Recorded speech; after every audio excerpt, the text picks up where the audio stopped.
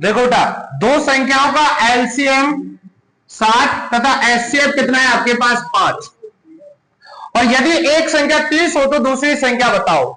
बेटा यहां पर याद रखना, यहां पर एक मैथ के अंदर एक रिलेशन होता है, और वह रिलेशन क्या कहता है, यानी कि आपकी दो संख्याओं का गुणनफल, दोनों संख्याओं का गुणनफल, दोनों संख्याओं का गुणनफल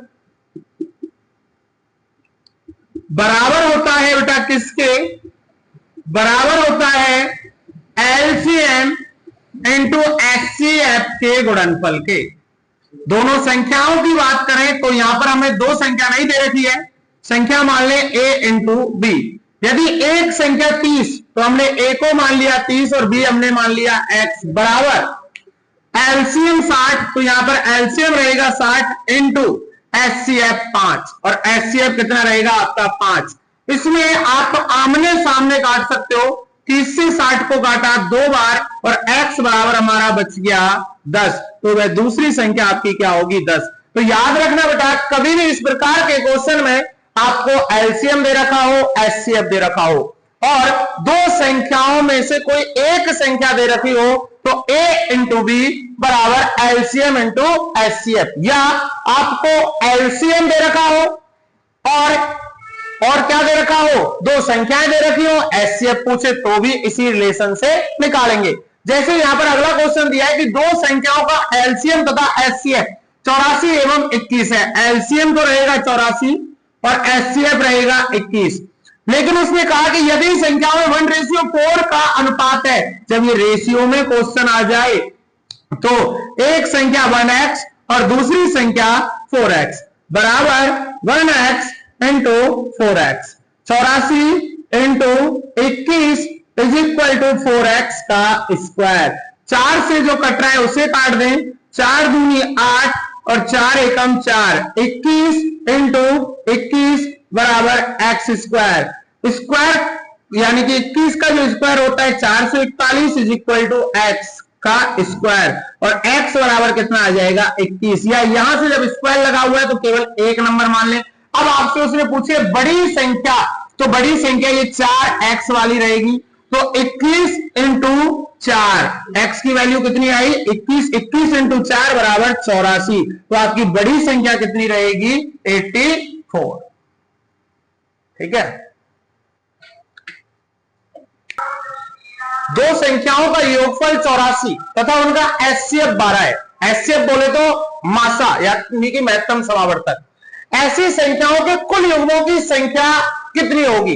जब इस प्रकार का क्वेश्चन दे रखा हो तो आपको क्या करना है, जो एचसीएफ वाली संख्याएं हैं उनमें से एक संख्या को मान लेना है 12x और दूसरी संख्या को 12y।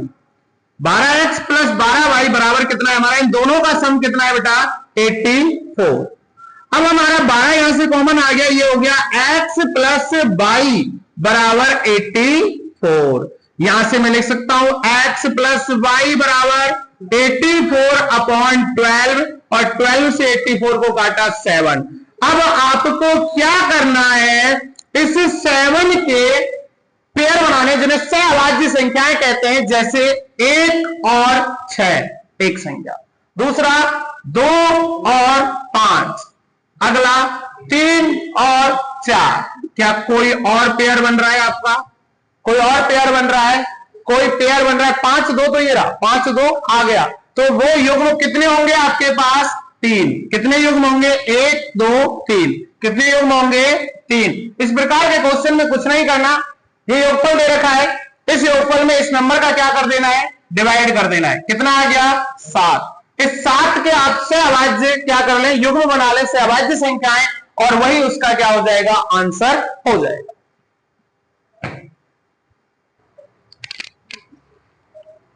देखो यहां पर उसने कहा कि दो संख्याओं का योग 216 तथा उनका एचसीएफ 27। मैंने आपको क्या कहा कि आपको वो संख्याएं मान लेनी है 27x प्लस 27y, लेकिन कब, जब एचसीएफ दिया गया है। बराबर कितना है, योग दे रखा है, योग हो गया 216। हम x प्लस y बराबर 216 अपॉन 27 लिख सकते हैं, क्योंकि ये 27 कॉमन आ गया। 27 से 216 को काटा 8 7 56, 8 दूनी 16 और 5 21 यानी कि 27 28 216। यानी कि मुझे पता चल गया कि x प्लस वाई बराबर कितना आएगा आपका 8। अब आपको क्या करना है, 8 के पेयर बनाओ। पहला 1 7, दूसरा 2 6, तीसरा 3 5 4 4। ये होंगे लेकिन आपसे यहां पर जो सबसे मेन काम रहेगा आपका वो होता है सहभाज्य संख्या। सहभाज्य संख्या की मैं बात करूं तो ये आपकी इसके अंदर इंक्लूड नहीं होगी, क्योंकि ये इससे क्या हो रही है, कट रही है, तो इसे नहीं काउंट करना है, ये इसे भी काउंट नहीं करना है। कॉमन फैक्टर नहीं आना चाहिए। क्या नहीं आना चाहिए, कॉमन फैक्टर नहीं आना चाहिए। तो 1 7 3 5 क्या होंगी, केवल 1 7 और 3 5। क्लियर। पेयर केवल वही बनाने, सह अभाज्य संख्याओं के पेयर बनेंगे। किसके बनेंगे बेटा, सह अभाज्य संख्या।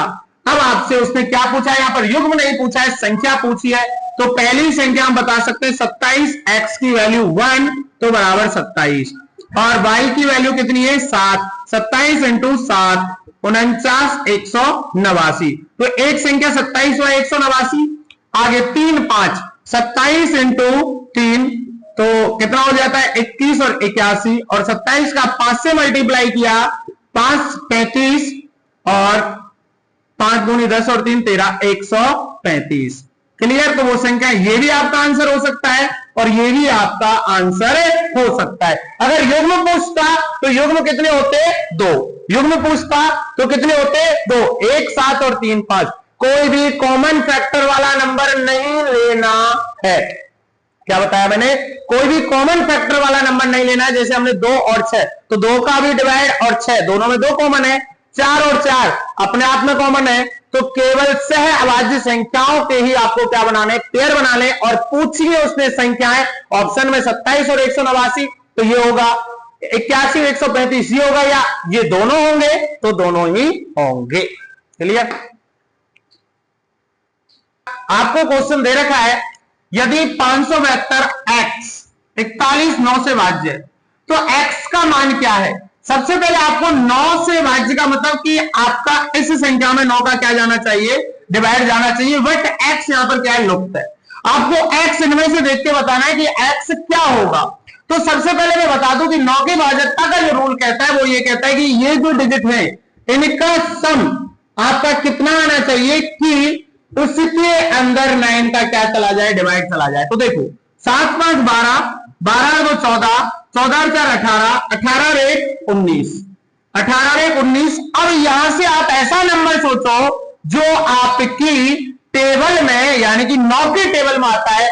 9 और 8 19 और 8 27, यानी कि यहां पर x की वैल्यू कितनी रहेगी, 8। कितनी रहेगी, 8। और अब ये संख्या बन गई 572 841। इस संख्या में 9 से पूरा पूरा क्या होगा, डिवाइड जाएगा। 9 की भाजकता का भी रूल यही है और 3 की भाजकता का भी रूल यही रहेगा। तो याद रखना इस प्रकार के क्वेश्चनों में। और 6 की, जिसमें 2 और 3 दोनों का डिवाइड जाए, वो 6 की भाजकता का रूल कहलाता है।